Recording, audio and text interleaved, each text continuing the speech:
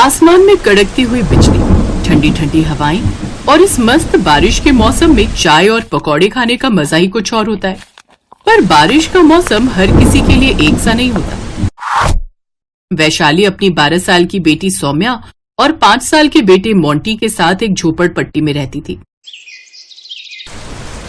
माँ देखो ना, हमारी छत टपक रही है, सारा पानी घर के अंदर इकट्ठा होता जा रहा है। अरे बाप रे, अगर कुछ नहीं किया तो पूरा घर पानी से भर जाएगा।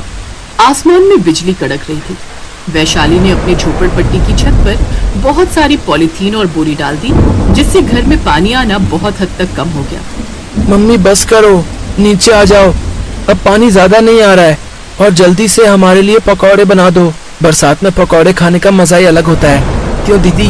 चुप कर मोंटी, देख नहीं रहा हमारी माँ कितनी मेहनत कर रही है। वो बाहर पूरी तरीके से भीग चुकी है और तुझे पकौड़े खाने की पड़ी है। वैशाली के पास उसकी मालकिन का फोन आया। तुम गरीब लोगों को ना टाइम की बिल्कुल वैल्यू नहीं है, इसीलिए तो तुम लोग भिखमंगों की तरह भीख मांगती ही रहती हो जिंदगी भर। घर का सारा काम पड़ा है, मेरे बेटे को पकौड़े खाने का बहुत मन हो रहा है और तू है कि अभी तक आई नहीं। मालकिन, बरसात बहुत तेज हो रही थी, इसलिए मेरी छत टपक रही थी, बस वही सही करने में लगी थी, मैं बस थोड़ी देर में आई। वैशाली ने जल्दी जल्दी अपने बच्चों के लिए नाश्ता बना कर दिया। सौम्या, तुम लोग खाना खा लो और मोंटी का ख्याल रखना। मैं काम पर जा रही हूँ।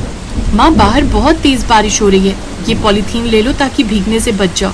वैशाली वो पॉलीथीन ओढ़कर अपने घर से निकल गई। बाहर सड़क पर घुटनों तक पानी भरा हुआ था। बरसात रुकने का नाम ही नहीं ले रही थी। हे भगवान, बस थोड़ा सा रुक जाओ, मुझे मालकिन के घर पहुंच जाने दो, फिर जितना मन हो बरस लेना। इतना कहते ही बारिश और तेज हो गई। आसमान में बिजली कड़कने लगी। तभी रास्ते में उसे एक बहुत बड़ा पेड़ गिरा हुआ दिखाई दिया, जिसने रास्ता रोक रखा था। हाँ, ऊपर वाला जब परेशान करता है तो जी भर कर परेशान करता है। सारा रास्ता ही रुक गया, अब मैं कैसे निकलूं? वैशाली ने किसी तरह गिरा हुआ पेड़ क्रॉस किया। चलो ये अच्छा हुआ। अरे मेरी चप्पल कहाँ गई? अरे अरे, ये लो, बह गई मेरी चप्पल भी। वैशाली ने गुस्से में दूसरी चप्पल भी उतार कर फेंक दी और किसी तरह से अपनी मालकिन के घर पहुंच गई। तुम भिखारियों की ना यही आदत है, कोई भी काम टाइम पर करोगे नहीं, फिर ऊपर वाले को दोष दोगे कि हमारे साथ तू इतना गलत क्यों करता है। मालकिन, बाहर बहुत बारिश हो रही है, सड़क घुटनों तक भर गया है, ये मैं ही जानती हूँ कि मैं यहाँ कैसे पहुंची हूँ। अरे वाह वाह वाह, इस महानता के लिए तो आपको इनाम मिलना चाहिए। चल चल, ज्यादा नाटक मत कर। सबसे पहले तू ये जो पूरी जमीन तूने गंदी की है ये साफ कर, उसके बाद सारे बर्तन धो और जल्दी से हमारे लिए चाय पकौड़ी और कुछ खाने का इंतजाम कर। वैशाली बिना कुछ बोले ही किचन में चली गई। पहले उसने चाय, नाश्ता और खाना बनाया, फिर सारी फर्श साफ की और खुद को भी साफ किया।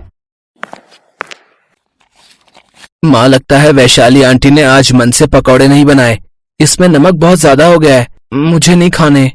क्यों रे चुड़ैल, तू मुझ पर अपना गुस्सा नहीं दिखा पाई तो इन पकौड़ों पर ही दिखा दिया। अब चल, दोबारा से पकौड़े बना और ये पकौड़े बाहर फेंक दे।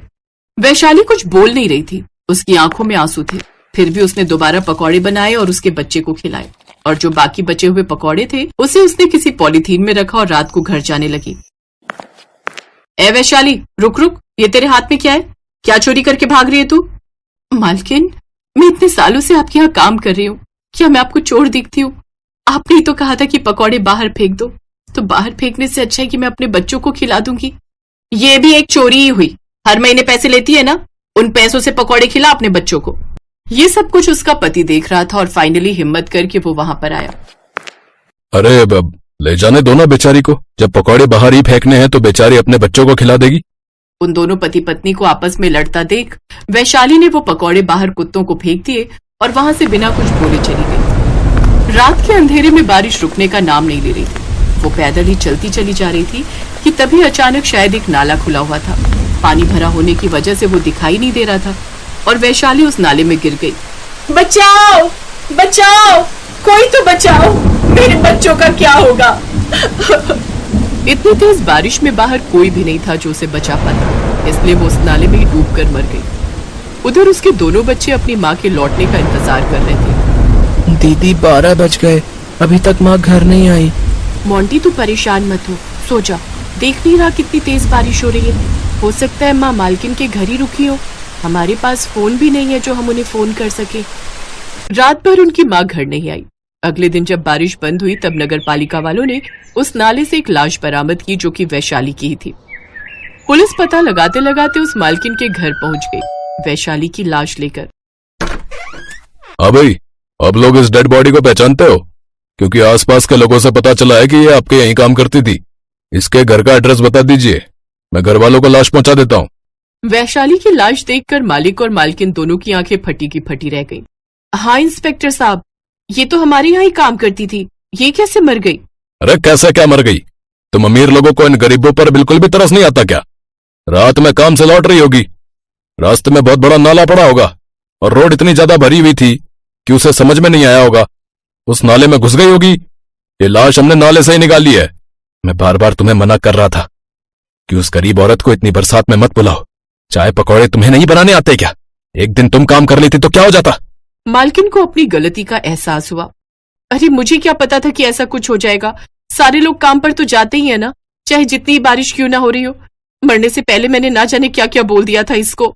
मालकिन और मालिक वैशाली की डेड बॉडी लेकर उसके घर पहुंच गए।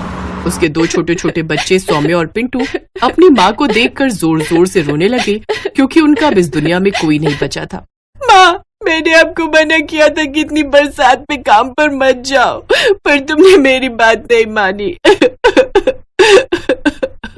माँ, अपनी आंखें खोलो, देखो हमारी छत से फिर पानी टपक रहा है। ये सब कौन सही करेगा माँ? वैशाली के बच्चों की हालत देखकर मालिक और मालकिन की आंखों में आंसू आ गए। बच्चों, तुम लोग परेशान मत हो, मैं इतनी भी पत्थर दिल नहीं हूँ। आज के बाद तुम दोनों को मैं पालूंगी। मेरी माँ की मौत आपकी वजह से ही हुई है। अगर आप जबरदस्ती मेरी माँ को नहीं बुलाती तो ऐसा कुछ नहीं होता। बच्चों, तुम लोग बिल्कुल सही कह रहे हो।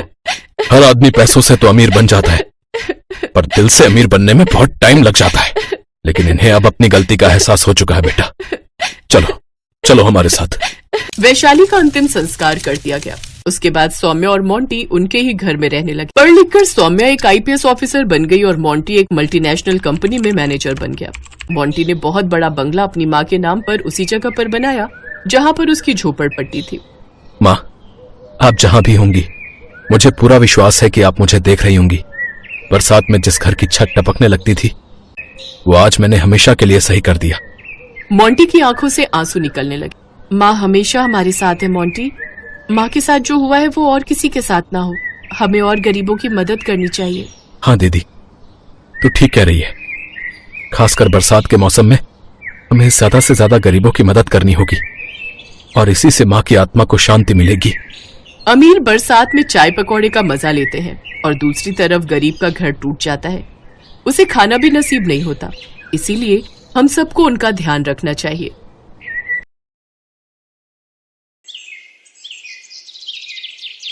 भीखू और उसकी पत्नी ममता का एक छोटा बेटा था।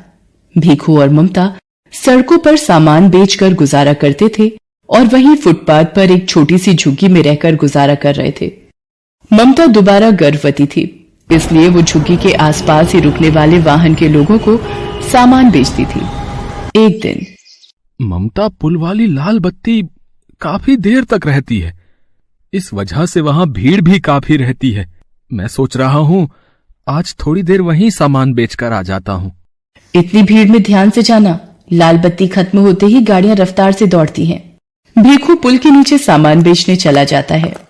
ले लीजिए भैया, ये खिलौना आपके बच्चे के लिए। ये गुब्बारा ले लो भैया। हाँ हेलो, ये गुड़िया कितने की थी? 20 रुपए की है साहब। 20 रुपए? 10 रुपए की लगा ले, दे रहा है तो। इतनी देर में लाल बत्ती का सिग्नल खत्म हो जाता है। ले लो साहब, आप 10 रुपए ही दे दो। भीखू 10 रुपए लेकर जैसे ही गाड़ी वाले को गुड़िया पकड़ाकर पलटता है, एक गाड़ी उसे धक्का मार देती है। जैसे ही भीखू नीचे गिरता है, एक और गाड़ी उसे कुचल देती है। भीखू वहीं मर जाता है।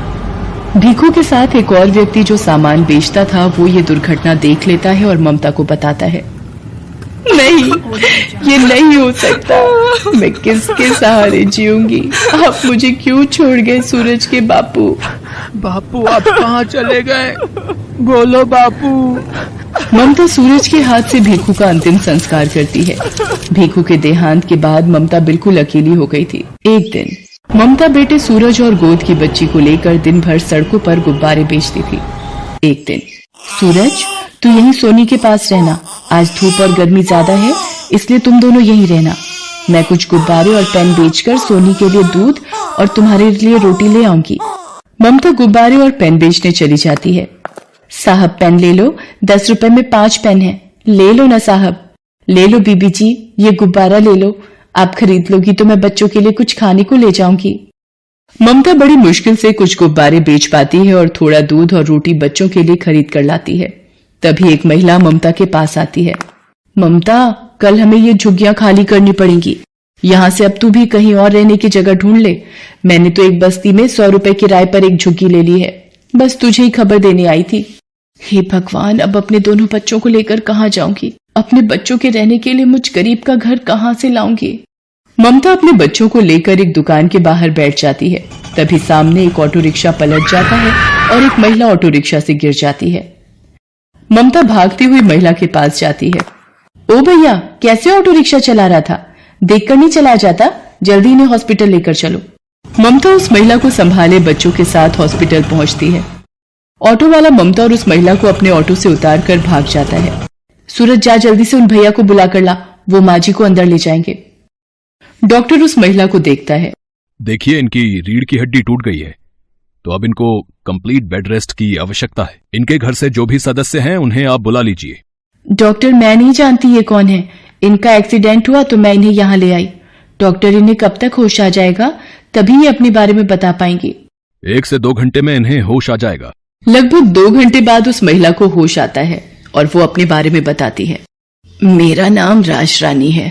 पता नहीं उस ऑटो रिक्शा वाले ने कैसे चलाया कि अचानक से ठोकर लगी और ऑटो पलट गया। उसके बाद मुझे धुंधला सा याद है कि तुमने मुझे उठाया था और ऑटो में बिठाया। तुम्हारा बहुत बहुत शुक्रिया बेटी, जो तुम मुझे यहाँ ले आई। माँ जी, आपकी रीढ़ की हड्डी में फ्रैक्चर हुआ है, इसीलिए आपको घर ले जाने के लिए एम्बुलेंस की व्यवस्था करनी होगी। बेटी, मेरे पति अपने बिजनेस के काम से दूसरे शहर गए हुए हैं। मेरी एक सहायता करो, एम्बुलेंस में मेरे घर तक पहुंचने में मेरी मदद कर दो। डॉक्टर, मैं बिल अकाउंट से भर दूंगी, आप एक एम्बुलेंस की व्यवस्था करा दीजिए। माँ जी, आप बिल्कुल भी चिंता मत करिए, मैं आपके साथ ही चलूंगी। ममता राज रानी को एम्बुलेंस में घर तक लेकर आती है। राज रानी को उस वक्त एक सहारे की बहुत जरूरत थी, जो ममता के रूप में उन्हें मिला था। घर पहुंचकर राज रानी अपने पति महेंद्र नाथ को फोन पर सारी बात बताती है। ममता, मैंने अपने पति को फोन कर दिया है, वो कल सुबह ही वापस आ रहे हैं। क्या तुम कल सुबह तक मेरे पास रह सकती हो?